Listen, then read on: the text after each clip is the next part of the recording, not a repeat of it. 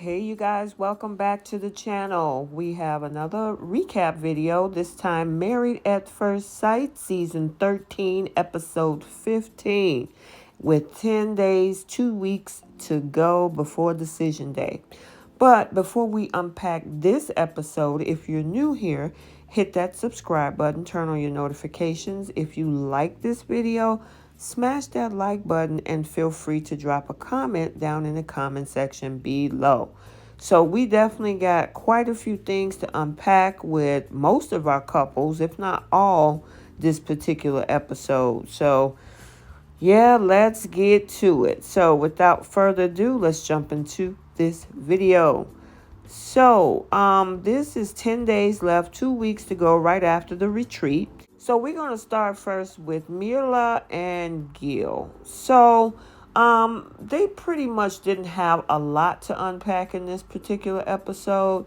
They did go and do the letters to their younger selves. Gill definitely expressed a lot about the loss of his father. And of course, Mirla also went through the same thing.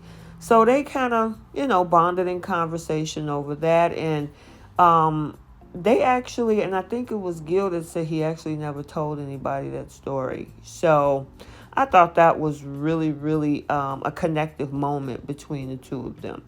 Then we also saw that Mirla decided to put her old volleyball uniform on, and I didn't know whether she knew how to play or not, but as it got into the game, it seemed like she warmed up to it. I will say Gil shouldn't have dressed for, he definitely didn't dress for the occasion because a little bit more looked like he would have bust his pants.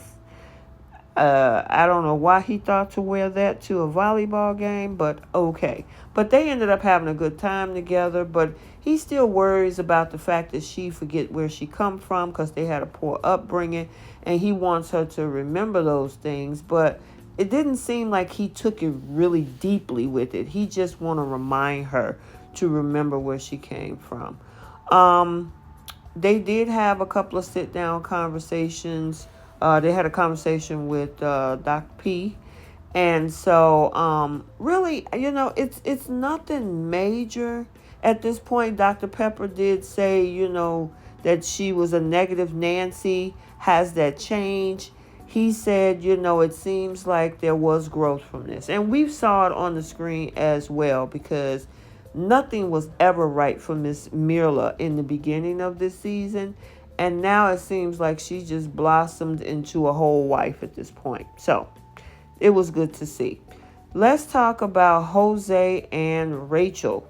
So, they really did their usual bonding, kissy face. They went and visited his childhood home, saw a couple of pictures that he had when he was a kid. He played basketball, talked about, growing up in the house. And I think they didn't, if I'm not mistaken, their parents weren't together either. So they talked about that as well. The biggest thing with these two is when they had a sit-down conversation with Dr. Pepper. And, Rachel brought up the fact that when they had that big blow-up several weeks ago, when she got locked out the house, she ended up calling her ex. The ex came and picked her up. Now, she wanted to reassure Jose that nothing happened, that she didn't cheat, but that she also wanted to give him transparency. And he was like, well, why didn't you tell me in that moment? And you know what? She did make a good point because she said, I didn't want to say that just to make you feel jealous. It wasn't the right time, and I was looking for the right time to break that to you. Now, will I advise when you're in the middle of a fight to go to your ex? No. I mean, she probably had other people as a support system that she could have talked to, but the person that she called was her ex. Because remember, she was banging on doors at 2 a.m. with the other castmates, and they didn't answer. So you you called your ex at 2 a.m. Normally, folks call their mom, dad, parents, siblings, best friends, somebody, but she called the ex. So I just thought that was highly unusual. But it just seems like they were able to get through it at the end of the episode. I mean, I can understand why he felt some kind of way about that, but he was like, you know what, maybe you would have acted differently in a dating situation, but we're married, so I know that you respect the marriage. So I believe you that nothing doesn't happen or didn't happen. He did say he's going to keep his guards up when it comes to, her, because infidelity is a absolute deal breaker for him. But yeah, that's pretty interesting that out of all the people that she could have contacted being locked out of the house, she called her ex and he came and got her. So obviously she still has a friendship. I know there are people that have friendship with their exes, but I just find that very interesting. Let me know what you think. All right, let's talk about these two, Brett and Ryan. So Ryan had a very touching letter to herself. And I really saw the motivation, basically when she go through bad relationships, pick herself up and keep on moving. Ryan was like, Ryan was like, I didn't write anything close to that. And basically he's just talking about his life. And when he got to talking about, I got married at first sight, that was it. I mean, he had nothing else to say. Okay, so another thing that I do notice about Ryan, he never looked Brett in her eyes when he's talking. He's always looking out in the distance, away from her. He does not give her eye contact when talking to her. So, I mean, this man is just so far checked out of this whole process. He's not interested in Brett. It's just a match that's just not going to work. And, that's so unfortunate because I think that him and maybe a couple of other people, if they actually gave it a chance and really, really laid into the process, this might be the person who they should be with. They had their little fishing trip. It seemed like Brett was all into it. He was happy about it. He said this is one of the things out of anything that his dad ever did with him was this one, which was fishing. And so, she said she felt closer to him. I don't know. She's looking for a sliver of hope. But he's not leading her on. I can tell you that much. Sometimes he tries, but I don't know if that's for the cameras. So he won't come out of this process looking like the bad guy. But on the other end of this, he's checked out. He's not interested. He can't wait for decision day. And that's definitely evident because it came out that this man has signed up to be on a dating site and was matched up with one of her friends. Now, he said that he didn't activate it and it just matched him up anyway. Okay. The other thing is that he had to prove to the production team and they told him, oh, just send it to her. That whole thing is crazy. And he was saying that he was setting it up now. So by decision day, he can get ready to jump right back on so he can swipe left and swipe right all over again. So, and then he says, but I didn't want this to come back and hurt you in the process. I'm like, dude, let's move on. I am so over this couple. Let Brett go and move on with her life so she can find her person. That's all I can say about those two. Oh, gosh, let's talk about Michaela and Zack. Woo, child. Okay. So, it led into a conversation where Michaela was saying she felt abandoned. She had this conversation with Dr. Pepper. There was a separate conversation, and I'm going to dig deeper into that as well, but there's also a separate conversation that Zack had with Dr. Pepper. And Dr. Pepper is trying to mesh the two in the middle, which I don't understand. And guys, let me know what you thought about this because I saw a lot of mixed reviews. Some people blaming Zack, some people blaming Michaela, which I honestly believe Michaela's responsible for her own actions. I mean, we saw she closed the door. We heard her put her hands on him, pushed him on the bed, tried to take his property, tearing up property, yelling at Ryan, Going back and forth. Yes, you can go. No, you can't go. I don't want you to leave. Yeah, you can leave. Go, go, go. All this stuff back and forth. All of this stuff. On the flip side of this, when she had that conversation, she had no accountability. She said that I didn't do any of that. There's no evidence of that. And Zack, he could not respond to that when she put both of them in the same room. He couldn't respond to that. He was like, you know what? I got to excuse myself. I have nothing to say. And for her to say there's no evidence of that, either she's having a blackout experience or she's just the ultimate gaslighter. Because when a person says, no, I don't know what you're talking about, that never happened. When you know it actually happened, now you're trying to get other people to question what they saw, what their reality was that happened at that retreat. But you say, there's no evidence of that. I felt abandoned. Okay, first of all, both of them have issues. He has avoidance issues where he's talking to his exes too, like Rachel. She has abandonment issues. So they both she don't want him to run and he runs because he just do not want to deal with conflict. I don't know if you guys got a chance to listen to Little Black Book 91 last week. The biggest thing that he called out before Zack identified that in himself in today's episode is that Kojo said he had avoidant issues. He called it out himself. His exes called it out. He does not like conflict. And especially when it's laced with a lot of drama and erratic reaction and behavior, which is exactly what she had. I mean, the back and forth. He said, I will, if you don't want me to leave, I will stay. No, no, no. You can leave tonight. No, go. He gets up and go. She tries to keep him there. She tries everything to keep him there.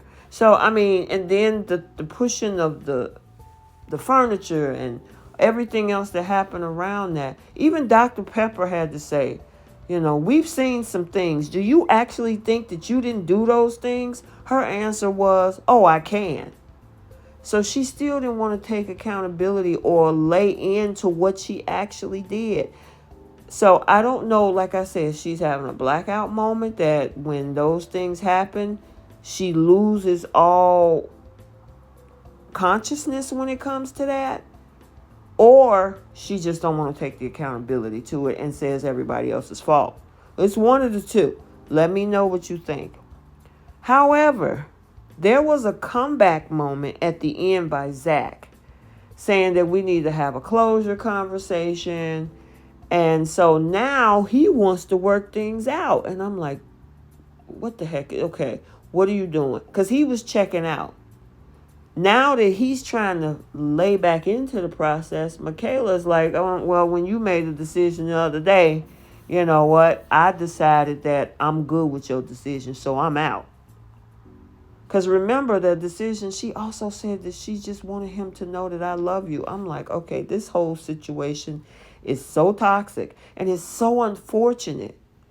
It's so unfortunate. All this started from the beginning text message of miscommunication about him and that dog in episode after him having the whole COVID thing. And it's just been downhill ever since because of her reaction to that when she cussed him out. And so it's been no coming back. And now it's the back and forth and back and forth. And he runs because he doesn't want the reactions that she give. And she don't take accountability for the actions. Or she black out and don't remember them. I don't know. Whatever it is, both of them need outside counseling. They really do. They need to fix this before they get involved with anyone else. Because what everybody has things, when you bring something into the relationship, either they're going to click or they're going to actually bump up against each other. And these two, it doesn't matter whatever it is. If he had those same avoidant issues with the exes and she's been labeled Hurricane K before coming on the show, they should have fixed these issues. And experts, you need to do a better vetting process when you're dealing with the psychology of other people. You're putting these people together. Either you want the drama, or you're not vetting them well enough to say, okay, can they psychologically handle this process? So that's my thought on them. We see next week that obviously she spent the night with him. They're back trying to figure this out. I guess we'll have to see what lean into episode 16 next week and see what happened with Zack and Michaela. But moving on. And oh my goodness, last but not least, Johnny and Bao. So Johnny is so checked out. He wants this process to be over with. He can't wait to get away from this girl. And either she's actually leaning into the process, trying to play the good person, or she's extremely sinister. I don't know. I just, it's just crazy that Johnny is seeing one and talking about one reality that we're not seeing with Bao.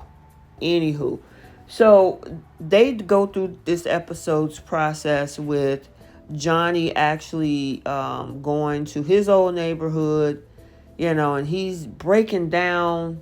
It had him think about his dad leaving the home and how it affected him emotionally, and he was saying reading his story about what it has done to his childhood and having a single father, and how it really impacted him.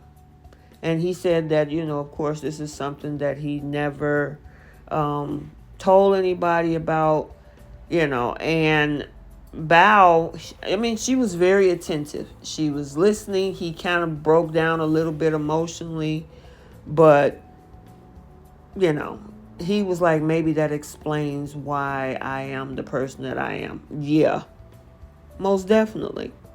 Bao also had some conversations where she broke down, but she said something pretty darn interesting, that she had generic Barbies that she piled up and decided to burn them. Okay. I was like, yeah, I would have a side eye on that one too, because I saw Johnny's face when she said that. Then, they got a chance to talk to Dr. Pepper as well. And the biggest thing of this episode with them is Johnny having a sidebar conversation with Bao's supposedly BFF, Sarah. Sarah was real negative according to him. See, we haven't gotten her side of the story, but according to him, he said that her friend said, I don't know how you can deal with this. I wouldn't date her. None of my friends will date her. She's a horrible, controlling individual who wants to control everybody's life. And, of course, Bao is sitting over there looking like WTF. Especially if this is supposed to be her BFF talking to supposedly her husband, talking bad about her behind her back. Now, it's one of two things. Either this is a very vindictive, jealous person, or she knows Bao more than anybody and, know how she is and spitting the truth. We won't know maybe until next week, because there's a BFF that's supposed to sit down with Bao. I don't know if that's the girl. But it was definitely a thing of contention, because after that whole conversation, after Dr. Pepper left, Bao asked him, can we talk about it? What do you think about the conversation? Oh, it was good. And she like, okay. And so she was like, no, break this down to me. What was that conversation about? Well, I asked her, she asked me how was the marriage going so far, and I said it wasn't. And she said, how long you going to stick with that? How long you going to be in that? And I'm like, wow, that's crazy. So maybe the girl did say this, maybe she didn't, maybe Johnny is exaggerating. I don't know.